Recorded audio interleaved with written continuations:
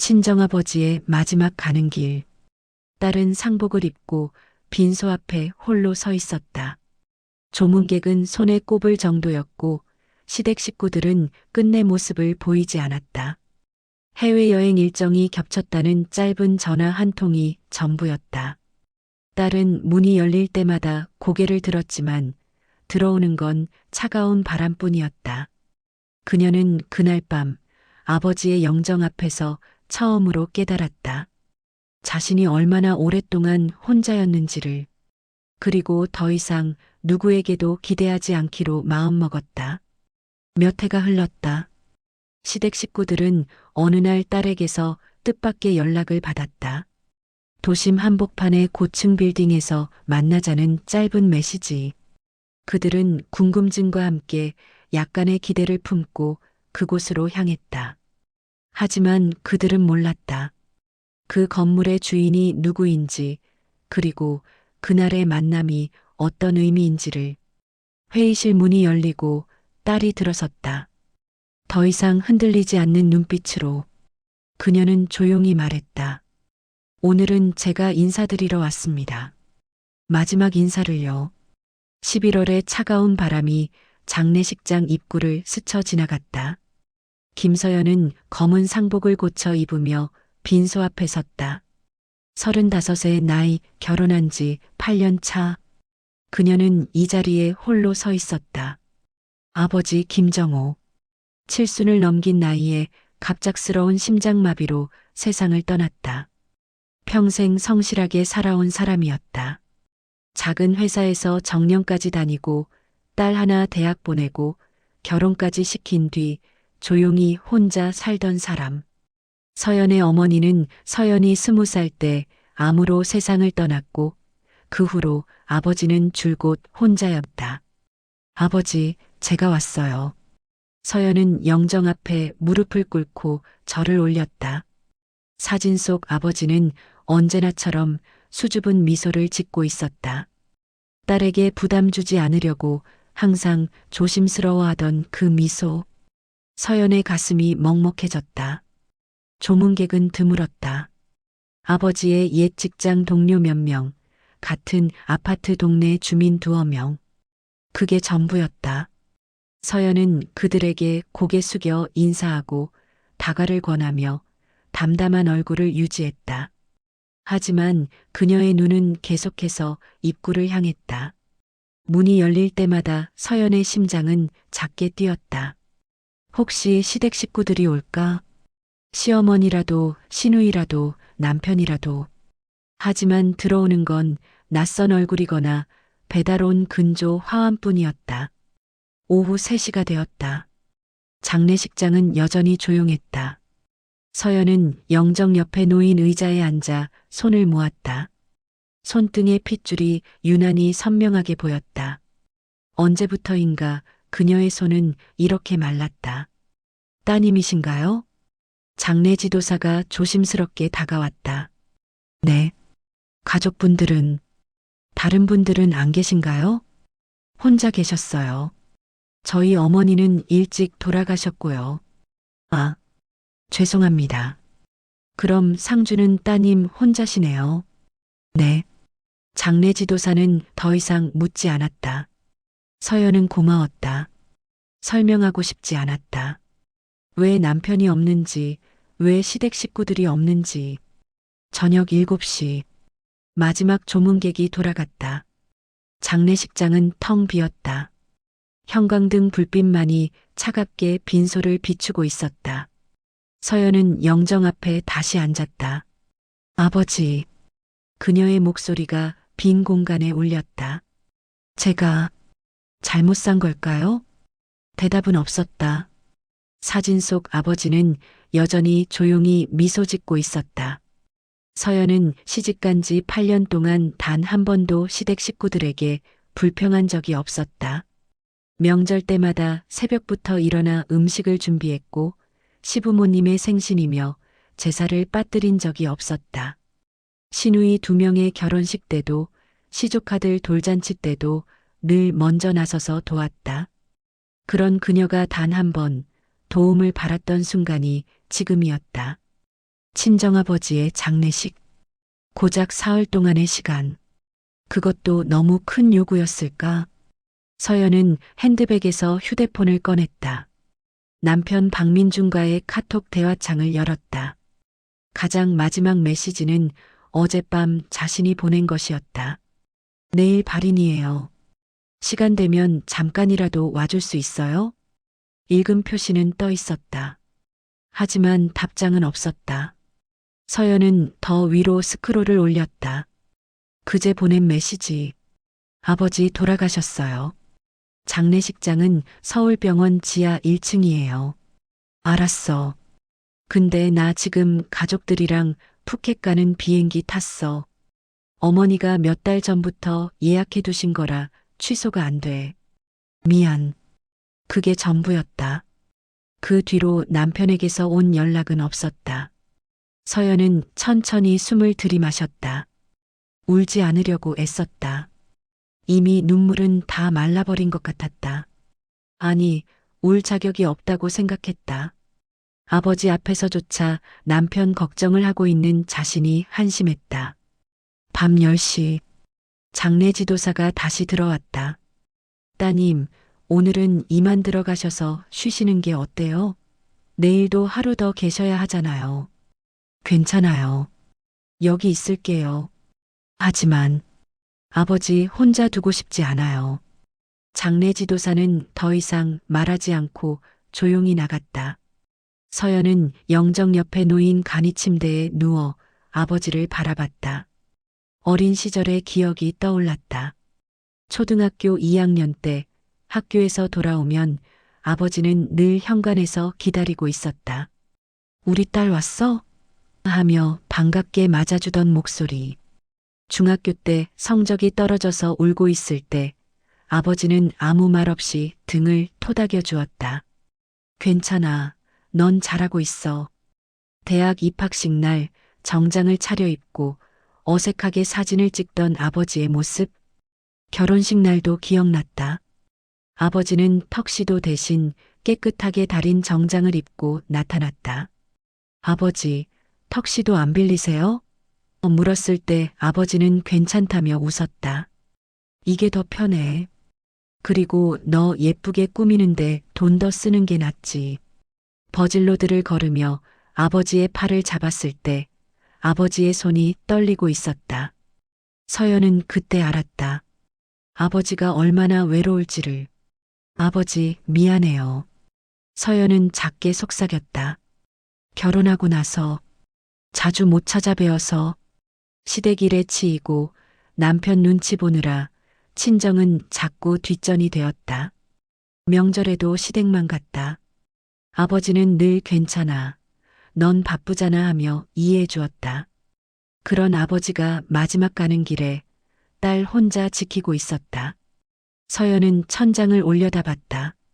형광등 불빛이 눈에 아렸다. 눈물이 흐를 것 같았지만 흐르지 않았다. 그저 가슴속 어딘가가 무너지는 소리만 들렸다. 자정이 지났다. 장례식장은 완전히 고요했다.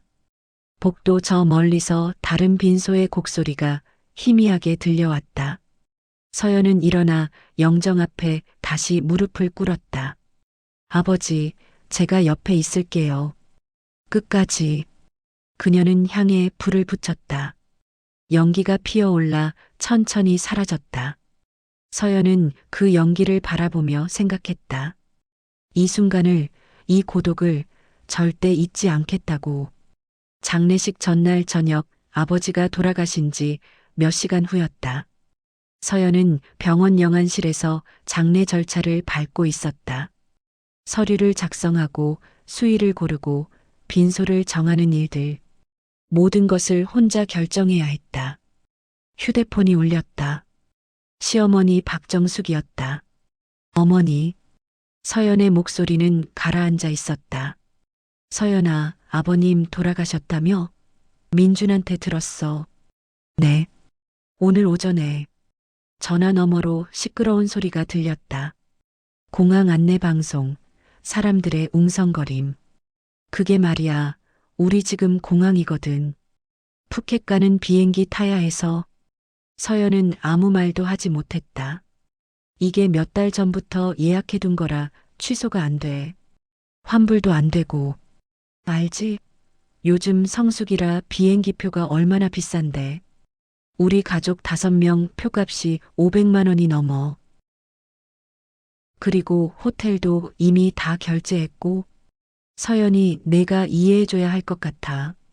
우리도 가고 싶은데 어쩔 수 없잖아. 친정아버지시니까 내가 알아서 잘 치를 수 있을 거 아니야. 서연은 핸드폰을 꽉 쥐었다. 손에 땀이 났다. 장례식은 언제야? 모레. 발인이에요. 모레. 그럼 우리 돌아오는 날이랑 겹치네. 우리 일주일 일정이거든. 에휴, 타이밍이 왜 이래. 서연아, 미안한데 우리는 못 갈 것 같아. 대신 조의금은 보낼게. 그리고 민준이 아빠가 전화하고 싶대. 바꿔줄게. 시아버지 박철수의 목소리가 들렸다. 서연아, 장인어른 돌아가셔서 안 됐구나. 감사합니다. 근데 말이야, 우리가 지금 가족여행 중이라 장례식은 좀 어려울 것 같아. 민준이도 우리랑 같이 있으니까. 내가 좀 수고스럽겠지만 혼자서 잘 치러. 친정일은 내가 더 잘 알잖아. 네. 조의금 얼마 보내면 돼? 50만 원? 100만 원? 서연은 입술을 깨물었다. 괜찮습니다. 안 보내주셔도. 아니야, 그래도 보내야지. 100만 원 보낼게. 계좌번호 문자로 보내. 네. 그럼 우리 비행기 시간 돼서. 수고해, 서연아. 전화가 끊겼다. 서연은 병원 복도 의자에 주저앉았다.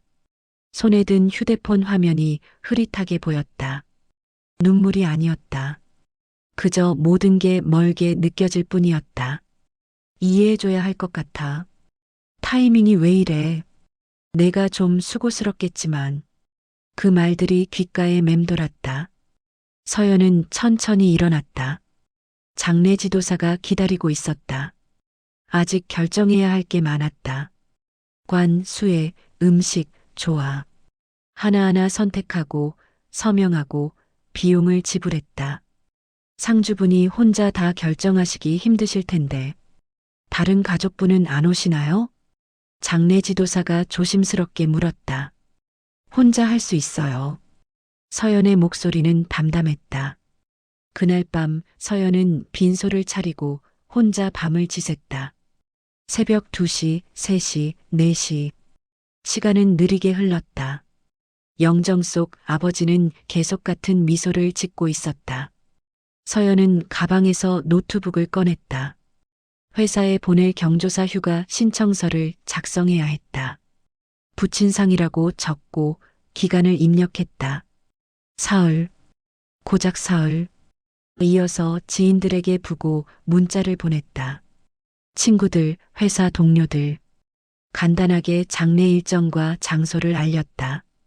대부분 조의를 표하며 시간 되면 가겠다고 답장을 보내왔다. 마지막으로 서연은 시댁 친척들에게도 부고를 보냈다. 시숙모, 시고모, 먼 친척들. 형식적인 알림이었다. 어차피 올 사람이 없다는 걸 알았지만 그래도 알려야 한다고 생각했다. 답장은 거의 오지 않았다. 몇몇은 삼가 고인의 명복을 빕니다라는 정형화된 메시지를 보냈다. 그뿐이었다. 새벽 5시 서연은 간이 침대에 잠시 누웠다. 눈을 감았지만 잠이 오지 않았다. 머릿속으로 해야 할 일들이 계속 떠올랐다. 발인 후 아버지 집 정리, 전세 계약 해지, 아버지의 물건들을 어떻게 할지, 통장, 보험, 각종 서류들, 그리고 그 모든 걸 혼자 해내야 한다는 사실. 아침 7시 서연은 일어나 세면장으로 갔다. 거울 속 자신의 얼굴을 봤다. 핏기 없는 얼굴, 푹 꺼진 눈. 35이 아니라 45처럼 보였다. 그녀는 찬물로 얼굴을 씻고 상복을 단정하게 고쳐 입었다. 빈소로 돌아와 영정 앞에 절을 올렸다. 아버지, 좋은 아침이에요. 대답 없는 인사. 서연은 그게 익숙해져 갔다. 오전 9시 첫 조문객이 왔다. 아버지의 옛 직장 동료였다.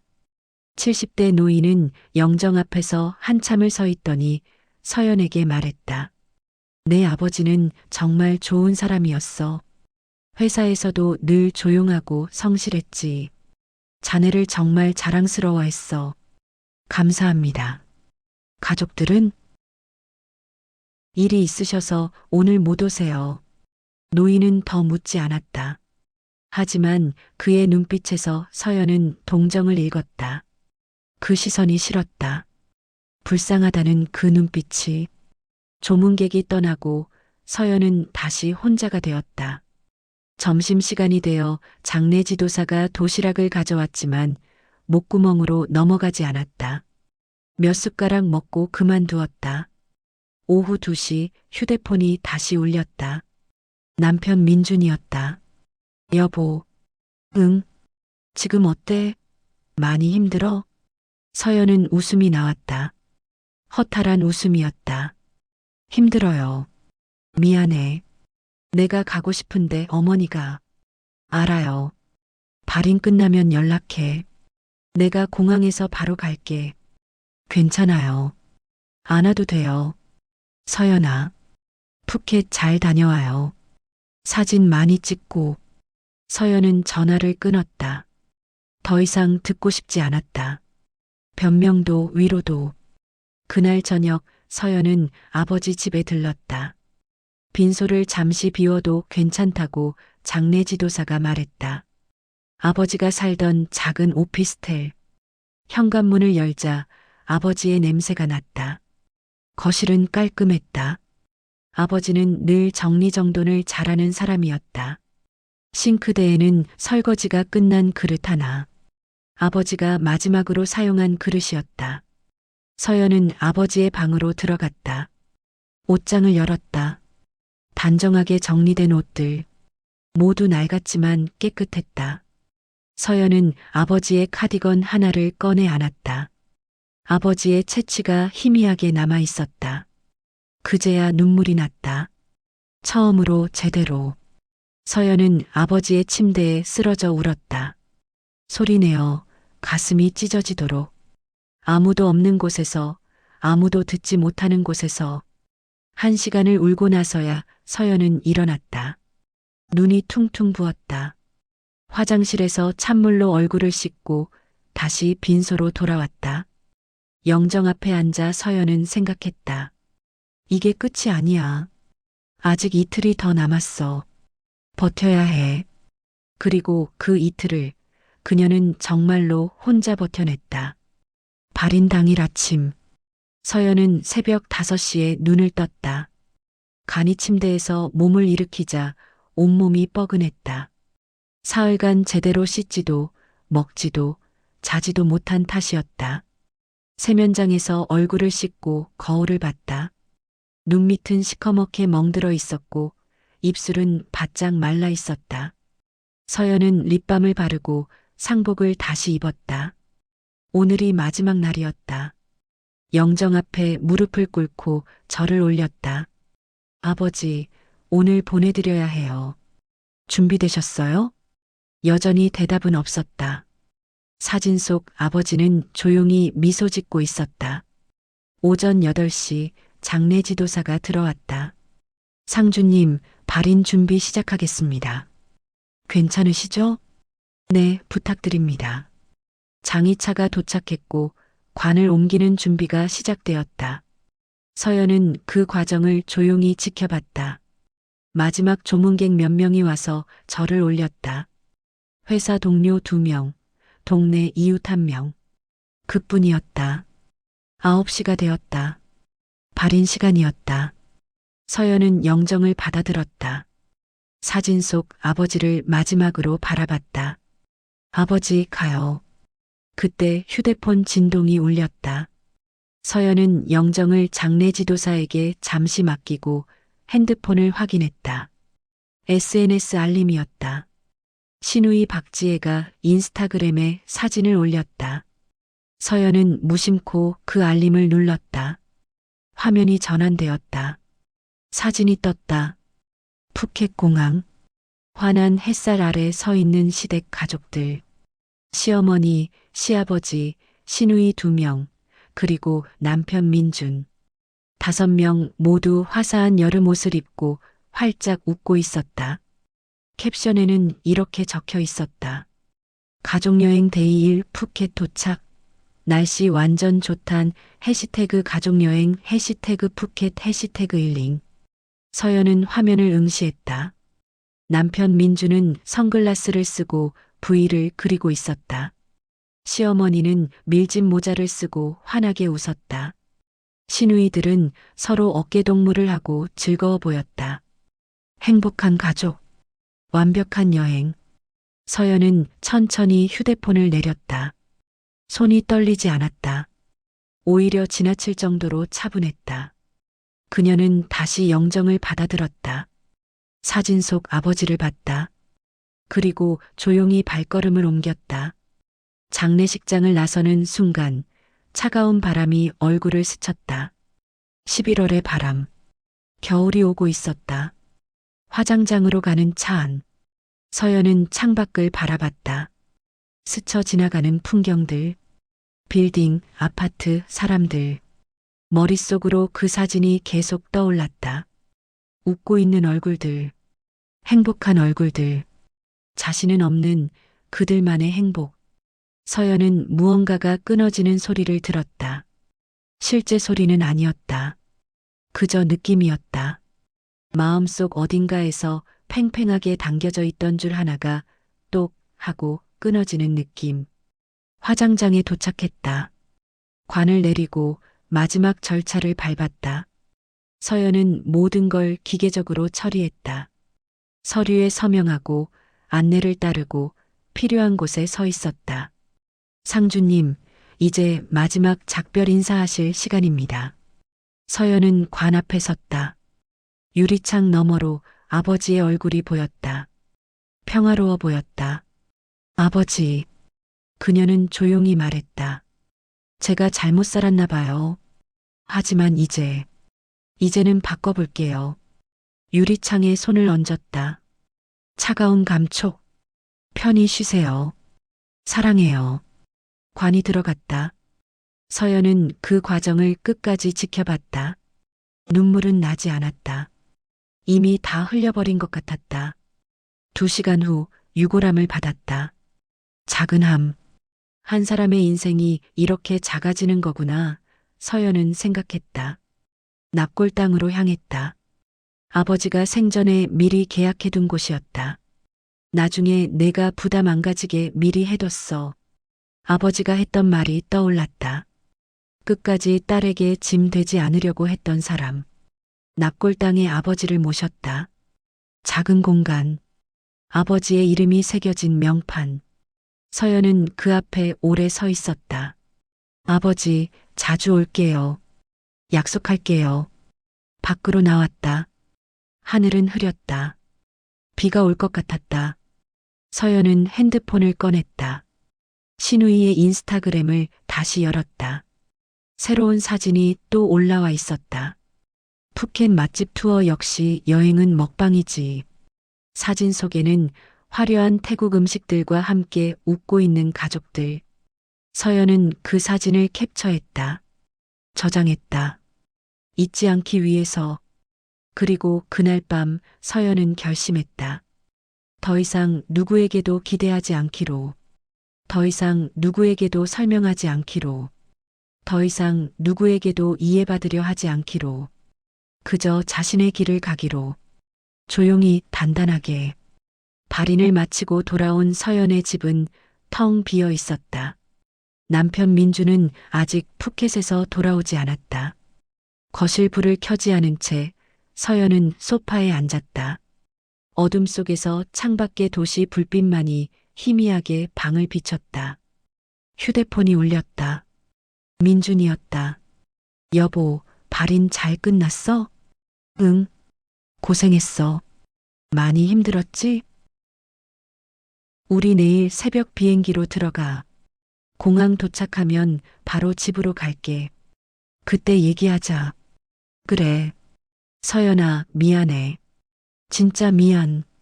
서연은 전화를 끊었다. 더 이상 듣고 싶지 않았다. 미안하다는 말이 이제는 아무 의미가 없었다. 그녀는 일어나 침실로 갔다. 옷장을 열고 상복을 벗었다.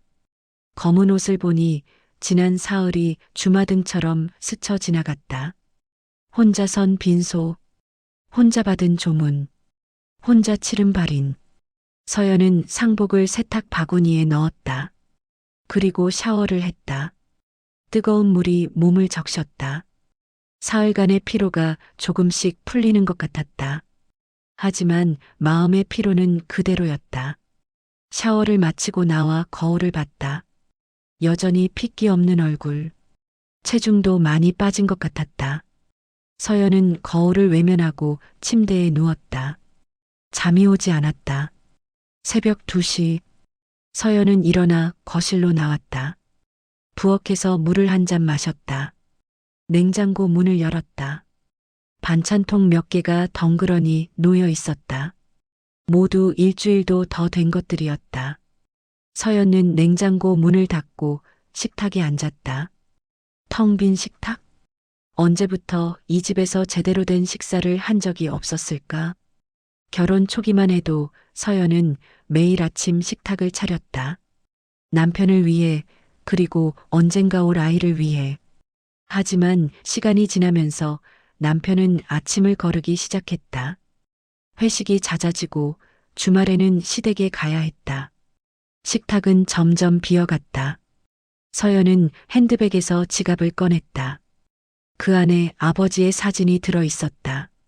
작은 증명사진. 아버지가 몇 년 전에 찍어서 혹시 필요할까봐 하며 건네준 사진이었다.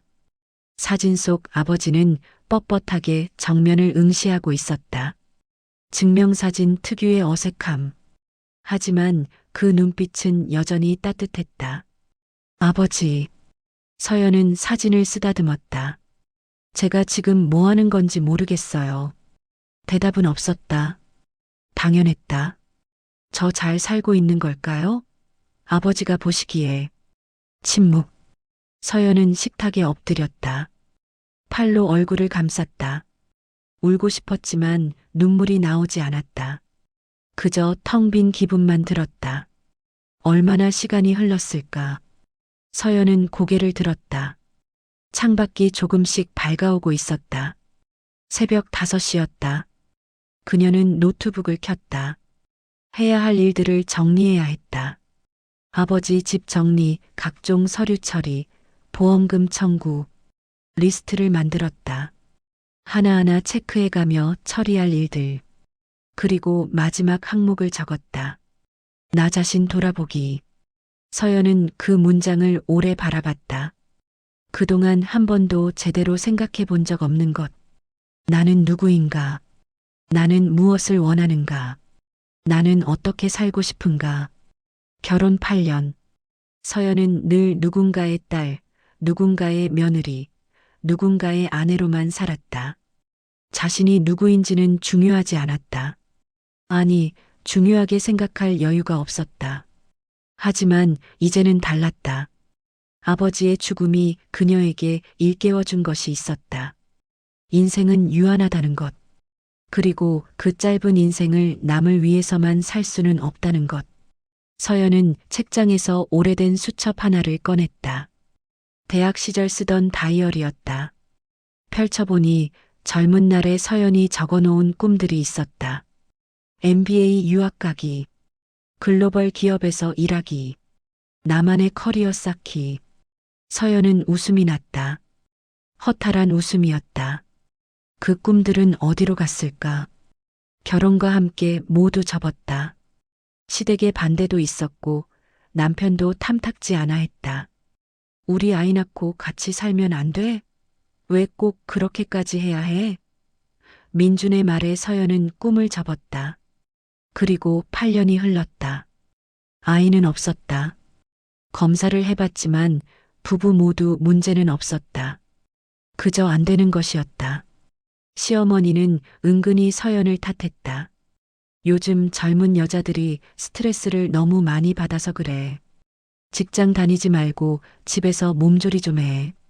하지만 서연은 직장을 그만두지 않았다.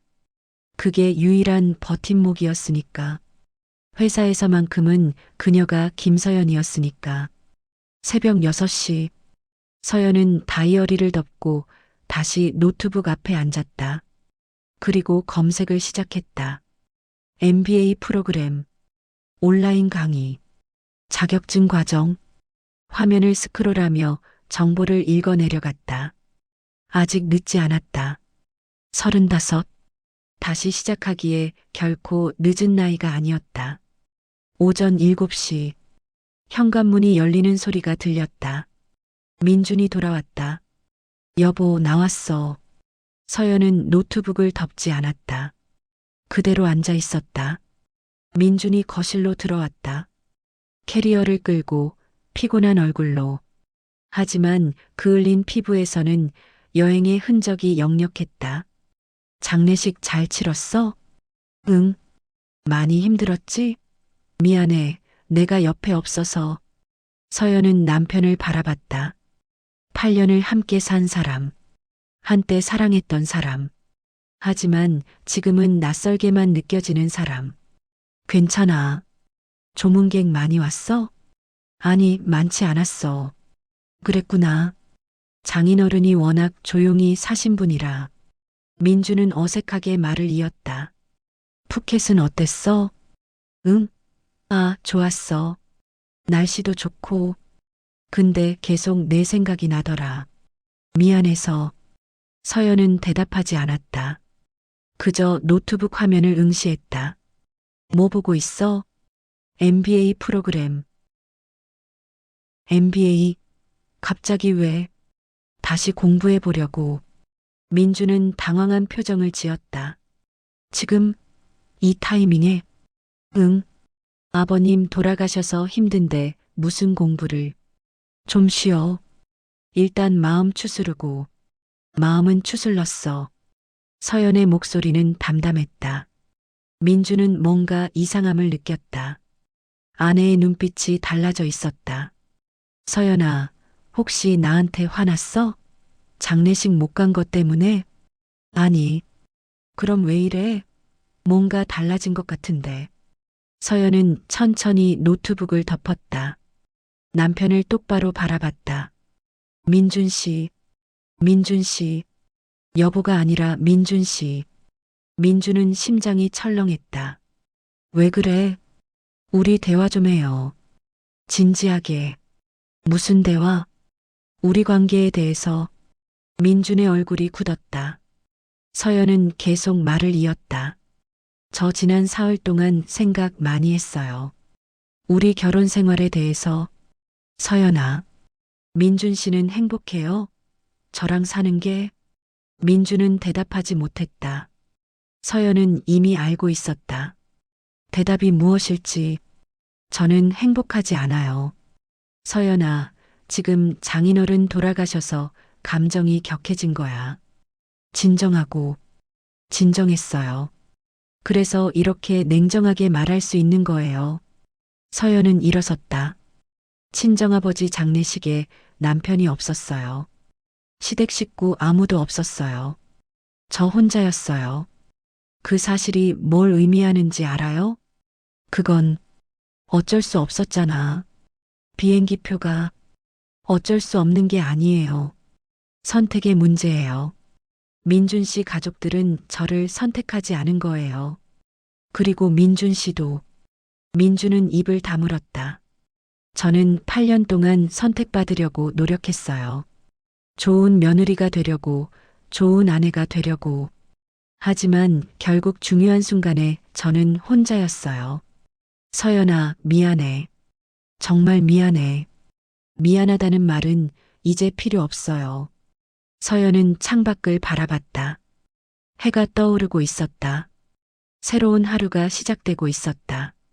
앞으로는 제 인생을 살 거예요. 누구를 위해서가 아니라 저를 위해서. 그게 무슨 말이야? 일단 공부를 시작할 거예요. 그리고 커리어를 다시 쌓을 거예요. 제가 원했던 삶을 살아볼 거예요. 그럼 우리는? 서연은 남편을 바라봤다. 한때 사랑했던 사람. 하지만 이제는 다른 길을 가야 할 사람. 천천히 생각해봐요. 우리 앞으로 어떻게 할지. 저는 이미 결정했어요. 더 이상 저를 잃어가며 살지 않기로. 민주는 할 말을 잃었다. 서연은 침실로 들어가 문을 닫았다. 침대에 누워 천장을 바라봤다. 마음이 편했다. 오랜만에 느끼는 평온함이었다. 아버지, 제가 용기를 냈어요. 서연은 눈을 감았다. 그리고 처음으로 깊은 잠에 빠져들었다. 2년이 흘렀다. 서연의 삶은 조용히, 그러나 확실하게 변해갔다. 아버지 장례식 이후 그녀는 한 번도 흔들리지 않았다. 결심했던 것들을 하나씩 실행에 옮겼다. 가장 먼저 한 일은 온라인 MBA 과정에 등록하는 것이었다. 퇴근 후와 주말, 그녀는 강의를 듣고 과제를 했다. 처음에는 힘들었다. 10년 넘게 공부를 손에서 놓았던 터라 따라가기 버거웠다. 하지만 서연은 포기하지 않았다. 새벽 5시에 일어나 2시간 공부하고 출근했다. 점심시간에는 카페에서 강의를 들었다. 밤 11시까지 책상 앞에 앉아 있었다. 남편 민주는 그런 아내를 이해하지 못했다. 이렇게까지 해야 해? 너 건강 상할 거야. 괜찮아요. 우리 대화 시간도 없잖아. 필요하면 시간 내요. 하지만 실제로 대화 시간은 줄어들었다. 서연은 의도적으로 거리를 두었다. 더 이상 남편에게 의지하지 않았고 기대하지도 않았다. 시댁과의 관계도 변했다. 명절에는 여전히 갔지만 예전처럼 새벽부터 일어나 음식을 준비하지 않았다. 적당히 도왔고 적당히 참여했다. 시어머니가 뭐라고 하면 네 하고 듣기만 했다. 반박하지도 설명하지도 않았다. 시누이들은 서연의 변화를 눈치챘다. 언니, 요즘 왜 이래? 예전 같지 않은데. 무슨 말이야? 그냥 좀 차갑다고 할까? 예전에는 우리한테 잘해줬잖아. 서연은 웃었다. 차가운 미소였다. 잘해주는 게 당연한 줄 알았어? 뭐, 갑자기 왜 이래? 아무것도 아니야. 그냥 내가 변한 것뿐이야. 시누이는 더 이상 묻지 않았다. 하지만 서연이 달라졌다는 소문은 시댁 안에서 퍼져나갔다. 서연이가 요즘 이상해. MBA 한다면서 공부만 한대. 남편한테도 별로 관심 없는 것 같아. 혹시 우리 민준이한테 뭔가 있는 거 아니야? 시어머니는 걱정이 되어 아들을 불렀다. 민준아, 서연이가 요즘 왜 그래? 글쎄요. 장인어른 돌아가신 이후로 좀 달라진 것 같아요. 그게 벌써 2년 전인데 아직도 그래? 혹시 너희 사이에 뭔가 문제 있는 거 아니야? 아니에요. 그냥 서연이가 자기 일에 집중하는 것뿐이에요. 그래도 아내가 남편한테 너무 무관심하면 안 되지. 너 잘 타일러. 하지만 민주는 아내를 타이를 수 없었다. 오히려 그는 점점 더 서연에게서 멀어지는 자신을 느꼈다. 서연은 MBA 과정을 우수한 성적으로 마쳤다. 졸업과 동시에 그녀는 회사 내에서 승진을 했다. 팀장에서 부장으로 연봉도 크게 올랐다. 그리고 서연은 조용히 재산을 모으기 시작했다. 월급의 70%를 저축했다. 주식에 투자하고 부동산을 공부했다. 아버지에게서 받은 유산과 보험금도 현명하게 운용했다. 2년간 모은 돈은 3억이 넘었다. 서연은 그 돈으로 작은 오피스텔을 샀다. 자신의 명의로 혼자서. 민주는 그 사실을 몰랐다. 서연은 말하지 않았다. 대신 그녀는 더 큰 계획을 세우고 있었다. 아직은 때가 아니었다. 조금 더 기다려야 했다. 조금 더 준비해야 했다. 어느 토요일 오후 서연은 아버지 산소에 갔다. 혼자였다. 남편에게 말하지 않았다. 시댁에도 알리지 않았다. 산소 앞에 무릎을 꿇고 절을 올렸다. 아버지, 잘 지내셨어요? 대답은 없었다. 바람이 나뭇잎을 흔들었다. 저는 잘 지내고 있어요. 아버지께서 걱정하셨던 것처럼 무너지지 않았어요. 서연은 가져온 꽃을 놓았다. 오히려 더 단단해졌어요. 이제 아무도 저를 무시할 수 없을 만큼 그녀는 산소 옆에 앉았다. 하늘을 올려다봤다. 구름이 천천히 흘러갔다. 조금만 더 기다려주세요. 제가 아버지께 부끄럽지 않은 사람이 될 테니까. 그날 밤 집으로 돌아온 서연은 서재에 앉아 노트북을 켰다. 이메일을 확인했다. 한 통의 메일이 와 있었다. 발신자는 글로벌 투자회사 HR팀이었다. 김서연님, 서류 전형 합격을 축하드립니다. 다음 주 화요일 오전 10시 면접에 참석해 주시기 바랍니다. 서연은 입가에 미소를 지었다. 작지만 확실한 미소였다. 그녀는 2년 동안 준비해 왔다. 더 나은 기회를 위해, 더 큰 무대를 위해, 그리고 마침내 그 기회가 왔다. 면접 당일, 서연은 완벽하게 준비했다. 포트폴리오, 경력사항, 비전, 모든 것을 명확하게 제시했다. 김서연님의 경력은 인상적입니다. 하지만 왜 지금 이직을 원하시나요? 면접관이 물었다. 서연은 잠시 생각했다. 그리고 솔직하게 답했다. 성장하고 싶습니다. 현재 회사에서는 제 한계가 보입니다. 더 큰 무대에서 더 많은 가능성을 시험해 보고 싶습니다. 가족들은 이직에 대해 어떻게 생각하시나요? 제 결정입니다. 가족의 동의보다는 제 의지가 중요하다고 생각합니다. 면접관들은 고개를 끄덕였다. 일주일 후 합격 통보를 받았다. 연봉은 현재보다 50% 인상된 금액이었다. 서연은 즉시 수락했다. 그리고 그날 저녁 처음으로 남편에게 말했다.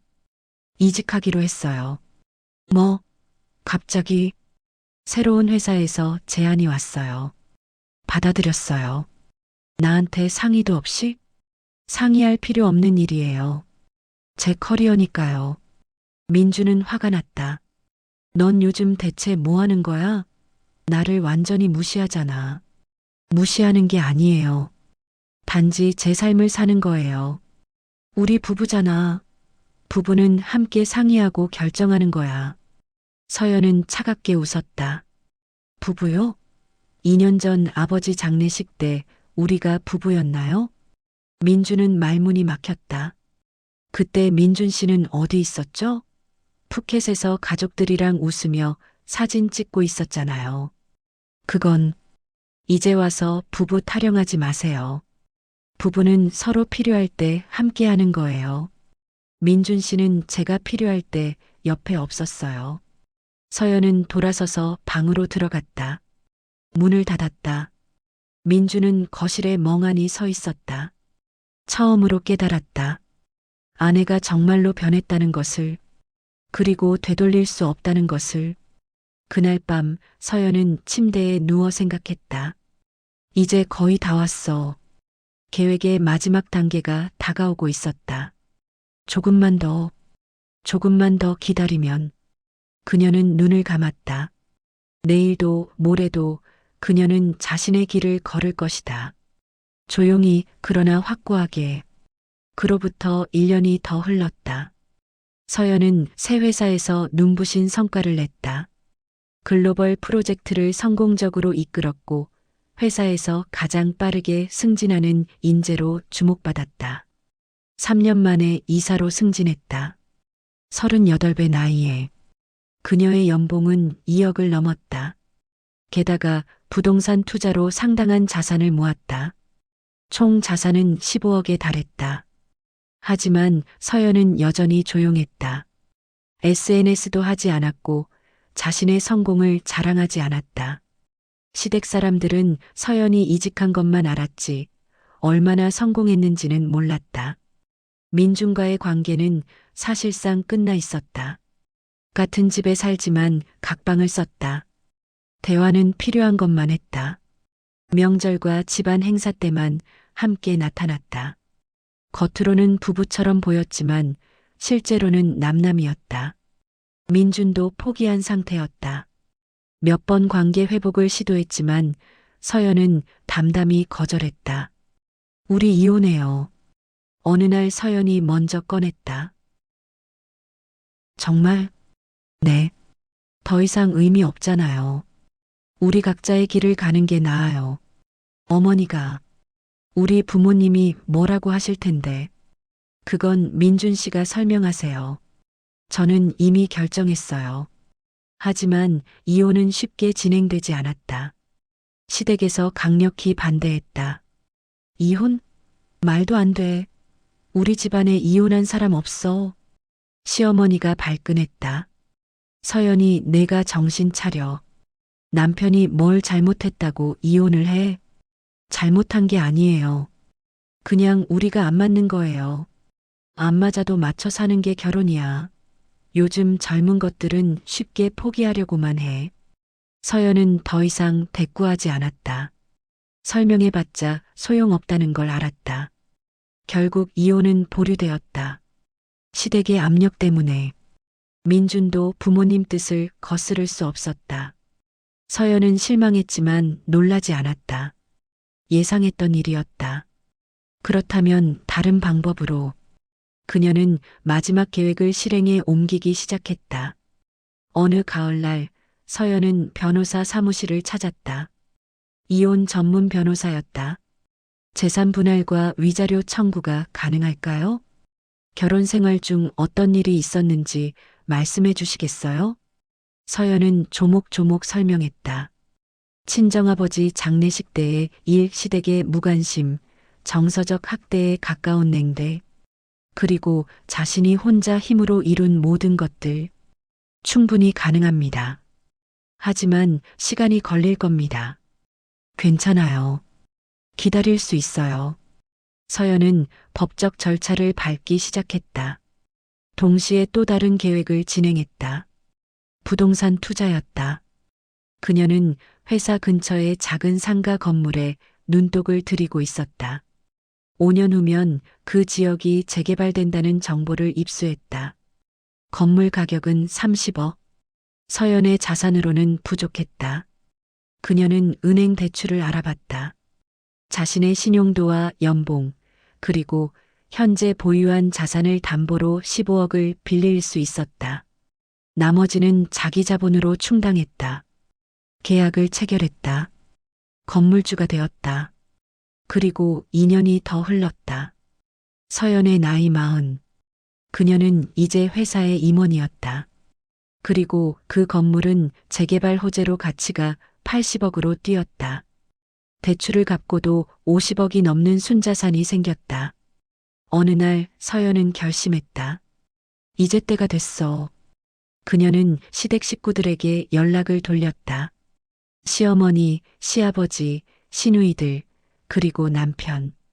메시지는 간단했다. 이번 주 토요일 오후 2시 서울 강남구 테헤란로 XXX 번지 건물 10층 회의실에서 뵙고 싶습니다. 중요한 이야기가 있습니다. 마이너스 서연. 시어머니가 전화를 걸어왔다. 서연아, 무슨 일이야? 갑자기 웬 회의실? 직접 뵙고 말씀드릴게요. 도대체 무슨 일인데 이렇게 공식적으로.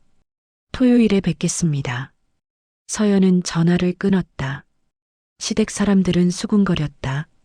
서연이가 무슨 일을 벌이려는 거야? 혹시 이혼 이야기 또 꺼내는 거 아니야? 회의실이라니 대체 왜? 하지만 궁금증을 이기지 못하고 모두 약속 장소에 나타나기로 했다. 토요일 오후 시댁 식구들은 약속 장소에 도착했다. 강남 한복판의 높은 빌딩. 1층 로비부터 고급스러웠다. 여기가 어디야? 시어머니가 두리번거렸다. 서연이가 왜 여기로 오라고 한 거야? 엘리베이터를 타고 10층에 올라갔다. 복도를 지나 회의실 문을 열었다. 넓은 회의실, 큰 테이블과 가죽 의자들, 그리고 창밖으로 보이는 강남의 전망. 서연이 이미 앉아 있었다. 달라진 모습이었다. 완벽하게 차려입은 정장, 단정한 헤어스타일, 흔들림 없는 눈빛. 어서 오세요. 서연이 일어나 인사했다. 예전처럼 고개를 깊이 숙이지 않았다. 품위 있게 적당히. 서연아, 여기가 어디야? 왜 우리를 여기로? 시어머니의 질문을 서연이 가로막았다. 앉으세요. 설명드릴게요. 시댁 식구들은 어리둥절한 표정으로 자리에 앉았다. 서연은 테이블 위에 서류 한 장을 내밀었다. 이게 뭐야? 시아버지가 물었다. 서연은 조용히 답했다. 이 건물의 등기부등본입니다. 건물? 네. 여기 이 건물이요. 시댁 식구들은 서류를 내려다봤다. 그리고 소유자 란을 보고 얼어붙었다. 거기에는 이렇게 적혀 있었다. 소유자 김서연. 회의실은 침묵에 빠졌다. 시댁 식구들은 등기부등본을 번갈아 보며 믿을 수 없다는 표정을 지었다. 시아버지가 먼저 입을 열었다. 이게 정말이야? 내가 이 건물 주인이라고? 네. 서연의 대답은 짧고 명확했다. 말도 안 돼. 이 건물이 얼마짜리인데? 신우이 지혜가 소리쳤다. 80억입니다. 뭐? 현재 시세로 80억 정도 됩니다. 회의실이 다시 조용해졌다. 시어머니는 입을 벌린 채 서연을 바라봤다. 도대체 어떻게 궁금하세요? 제가 어떻게 이런 건물을 갖게 됐는지. 서연은 자리에서 일어나 창가로 걸어갔다. 창밖의 서울 전경을 바라보며 말을 이었다. 5년 전부터 준비했습니다. 아버지 장례식이 끝난 그날부터요. 민준이 고개를 들었다. 서연은 계속 말했다. 그날 저는 혼자였습니다. 친정아버지의 마지막 가는 길에 며느리로서, 딸로서, 아내로서 완전히 혼자였죠. 서연아. 시어머니가 말하려 했지만 서연이 손을 들어 막았다. 말씀하시지 마세요. 이제 제가 할 차례니까요. 서연은 다시 테이블로 돌아와 앉았다. 그날 어머님께서 전화하셨죠. 푸켓 여행이 있어서 장례식에 못 간다고. 비행기 표값이 아까워서 취소할 수 없다고. 시어머니의 얼굴이 창백해졌다. 그날 밤 저는 빈소에서 혼자 아버지를 지켰습니다. 그리고 결심했어요. 더 이상 누구에게도 기대지 않기로. 서연은 서류철을 펼쳤다. 지난 5년간 제가 한 일들입니다. MBA 취득, 이직, 승진, 부동산 투자. 모두 혼자 힘으로 이뤄낸 것들이죠. 서류들이 테이블 위에 펼쳐졌다. 학위증, 재직증명서, 급여명세서, 부동산 계약서. 5년 동안 저는 침묵했습니다.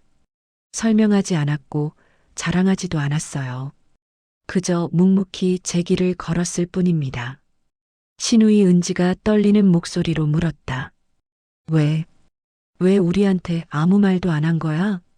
서연은 그녀를 바라봤다. 말할 필요가 있었나요? 5년 전 장례식 때도 여러분은 관심 없으셨잖아요. 그건 은지 씨 기억하세요? 그때 푸켓에서 인스타그램에 사진 올렸죠. 가족여행 데이일이라고. 저는 그 사진 아직도 가지고 있어요. 서연은 휴대폰을 꺼내 화면을 보여줬다. 5년 전 그날의 사진. 공항에서 웃고 있는 가족들. 은지는 고개를 숙였다. 그날 저는 이 사진을 보며 깨달았어요. 제가 이 가족에게 어떤 의미인지를. 서연은 휴대폰을 내려놓았다. 저는 여러분에게 며느리였고 가족이었습니다. 하지만 여러분에게 저는 그저 있어도 되고 없어도 되는 사람이었죠. 시아버지가 입을 열었다. 서연 씨, 우리가 실수했소. 그때 우리가 잘못 생각한 거요. 하지만 뭐죠? 이제 와서 사과하시려고요? 서연의 목소리는 차갑지 않았다. 오히려 담담했다. 사과는 필요 없습니다. 저는 원망하지 않아요. 오히려 감사합니다. 그 일이 없었다면 저는 변하지 않았을 겁니다. 계속 착한 며느리로 순종적인 아내로 살았겠죠. 제 인생을 낭비하면서요. 서연은 일어섰다. 오늘 여러분을 부른 이유는 두 가지입니다. 모두가 숨을 죽이고 서연을 바라봤다. 첫째, 이제 저는 제 힘으로 설 수 있는 사람이 됐다는 걸 보여드리고 싶었습니다. 여러분의 도움 없이도, 여러분의 인정 없이도요. 둘째, 서연은 민준을 바라봤다. 민준 씨, 이혼합시다. 민준은 아무 말도 하지 못했다. 5년 전에도 말했지만 시댁의 반대로 무산됐죠. 하지만 이제는 달라요. 이번에는 제가 원하는 대로 할 겁니다. 시어머니가 벌떡 일어났다. 안 돼. 절대 안 돼. 왜요? 우리 집안 체면이. 체면? 서연이 웃었다. 처음으로 진심으로 웃었다. 어머님, 5년 전 장례식 때 체면 생각하셨어요? 며느리 친정아버지 장례식을 가족여행 때문에 안 가는 게 체면에 맞는 일이었나요? 시어머니는 할 말을 잃었다. 이제 체면 이야기는 하지 마세요. 그럴 자격이 없으세요. 서연은 가방에서 서류를 꺼냈다. 이혼 협의서입니다. 재산 분할은 요구하지 않겠습니다. 제가 번 돈은 모두 제 거니까요. 위자료도 필요 없어요. 그냥 깨끗하게 갈라서는 거예요. 민준에게 서류를 건넸다. 서명하세요. 민준은 서류를 받아들었다. 손이 떨렸다. 서연아, 정말 이래야 해? 네. 우리 다시 시작할 수는 없을까? 서연은 고개를 저었다. 민준 씨, 우리는 이미 끝났어요.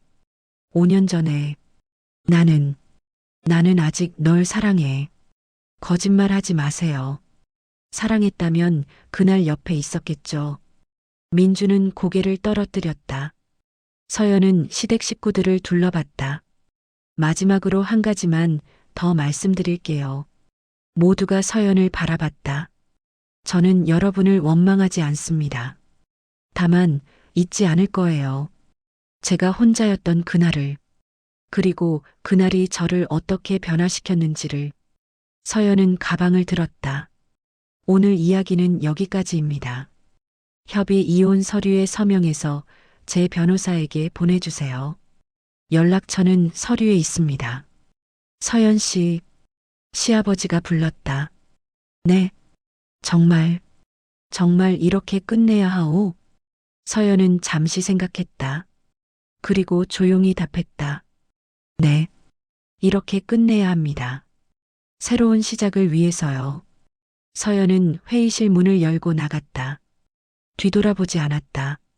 복도를 걸으며 서연은 깊게 숨을 들이마셨다. 가슴이 후련했다. 5년간 준비한 순간이 끝났다. 엘리베이터를 타고 1층으로 내려왔다. 로비를 나서니 햇살이 따뜻했다. 서연은 하늘을 올려다봤다. 아버지 봤죠? 제가 해냈어요. 바람이 불었다. 부드러운 가을바람. 서연은 미소 지으며 걸음을 옮겼다. 새로운 삶을 향해. 이혼은 생각보다 빨리 진행되었다. 민주는 일주일 만에 서류에 서명했다. 시댁의 반대가 있었지만 이번에는 민준도 고집을 부렸다. 아니, 포기한 것이었다. 그도 알았다. 서연은 이미 돌아올 수 없을 만큼 멀리 가버렸다는 것을. 법원 조정실. 마지막 절차가 진행되었다. 양측 모두 이혼에 합의하신 거죠? 판사가 물었다. 네. 서연과 민준이 동시에 답했다. 재산 분할과 위자료는 청구하지 않습니다. 서연이 답했다. 각자 본인 명의의 재산은 각자가 가져가기로 합의했습니다. 판사는 서류를 검토했다. 이해 없으신가요? 없습니다. 도장이 찍혔다. 서류에 서명이 완료되었다. 그럼 이혼을 인정합니다. 그렇게 11년의 결혼 생활이 끝났다. 조정실을 나서는 길, 민준이 서연을 불렀다. 서연아. 서연이 멈춰섰다. 하지만 돌아보지는 않았다. 미안해. 진심으로. 내가 더 잘했어야 했는데. 그때 옆에 있었어야 했는데. 서연은 천천히 고개를 돌렸다. 민준을 바라봤다. 이제 와서 하는 사과는 의미가 없어요. 알아. 그래도 말하고 싶었어. 서연은 작게 웃었다. 민준 씨도 행복하세요. 이번에는 정말로. 너도. 두 사람은 서로를 마지막으로 바라봤다. 한때 사랑했던 사람. 한때 가족이었던 사람. 이제는 남남이 된 사람. 서연이 먼저 돌아서 걸어갔다. 민주는 그 뒷모습을 오래 바라봤다. 법원 밖. 햇살이 눈부셨다. 서연은 휴대폰을 꺼내 한 통의 전화를 걸었다. 대표님, 저예요. 네, 이혼 절차 끝났습니다. 내일부터 정상 출근하겠습니다. 회사 일로 다시 돌아가는 서연. 그녀에게 일은 삶의 중심이었다. 그날 저녁 서연은 아버지 산소를 찾았다. 아버지. 무릎을 꿇고 절을 올렸다. 이혼했어요. 이제 정말 자유로워졌어요. 바람이 나뭇잎을 흔들었다. 아버지 장례식 날 제가 한 약속 기억하세요? 더 이상 무너지지 않겠다고. 단단해지겠다고. 서연은 가져온 꽃을 놓았다. 지켰어요. 제가 해냈어요. 그녀는 산소 옆에 앉았다. 하늘을 올려다봤다. 별이 떠오르기 시작했다. 이제 제 인생을 살 거예요. 누구를 위해서가 아니라 저를 위해서. 아버지께서 바라셨던 것처럼 행복하게. 서연은 오래 그곳에 앉아 있었다. 아버지와 함께하는 시간. 평화로운 시간. 1시간쯤 지나 서연은 일어났다. 다음에 또 올게요. 좋은 소식 가지고 올게요. 산소에 마지막 절을 올리고 돌아섰다. 차를 타고 집으로 향했다. 아니, 이제는 그곳도 잠시뿐이었다. 새로운 집을 알아보고 있었다. 강남의 새 아파트, 자신만의 공간. 집에 도착해 짐을 정리하기 시작했다. 11년간 모았던 물건들. 어떤 것은 추억이었고 어떤 것은 짐이었다. 서연은 과감하게 버렸다. 필요 없는 것들, 과거에 얽매이게 하는 것들. 정리를 하다가 오래된 상자 하나를 발견했다. 결혼식 앨범이 들어 있었다. 펼쳐봤다. 웨딩드레스를 입고 웃고 있는 자신. 턱시도를 입은 민준. 축복해주는 사람들. 그날은 행복했다. 정말로. 하지만 행복은 오래가지 않았다. 서연은 앨범을 닫았다. 그리고 상자에 다시 넣었다. 버리지는 않았다. 그저 추억으로 남겨두기로 했다. 밤 11시. 정리가 거의 끝났다. 서연은 샤워를 하고 침대에 누웠다. 텅 빈 침대. 하지만 외롭지 않았다. 오히려 편안했다. 휴대폰을 확인했다. 몇 통의 메시지가 와 있었다. 친구들에게서였다. 서연아, 이혼 축하해. 이제 진짜 내 인생 사는 거다. 언니, 오늘 기분 어때? 같이 술 한잔 할래? 서연아, 잘 결정했어. 넌 혼자서도 충분히 빛나는 사람이야. 서연은 미소 지으며 답장을 보냈다. 그리고 마지막으로 달력을 펼쳤다. 내일부터의 일정이 빼곡했다. 회의, 프레젠테이션, 해외 출장. 바쁜 일정. 하지만 서연은 좋았다. 그 바쁨이, 그 일들이 모두 자신이 선택한 것이기 때문에. 잠들기 전 서연은 창밖을 바라봤다. 도시의 불빛이 반짝였다. 수많은 사람들이 각자의 삶을 살아가고 있었다. 서연도 이제 자신의 삶을 살 것이었다.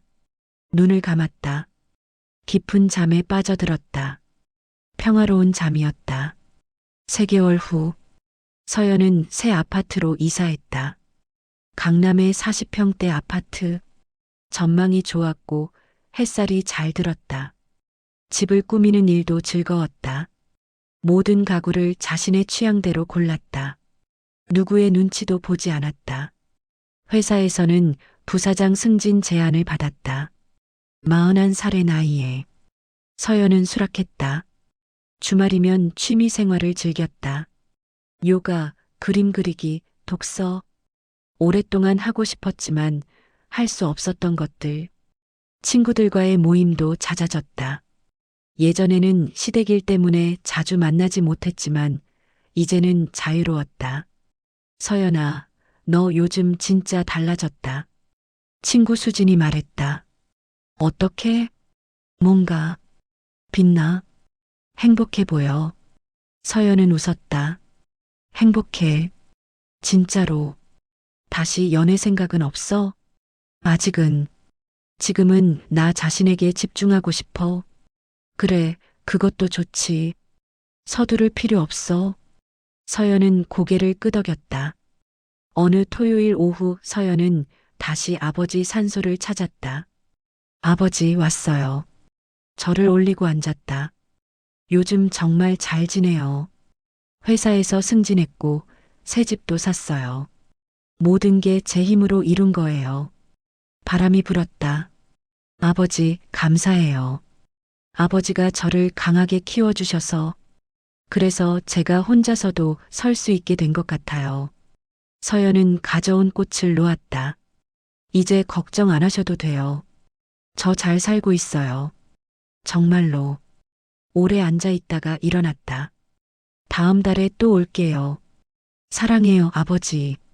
산을 내려오는 길. 서연의 발걸음은 가벼웠다. 차에 올라타 시동을 걸었다. 라디오를 켰다.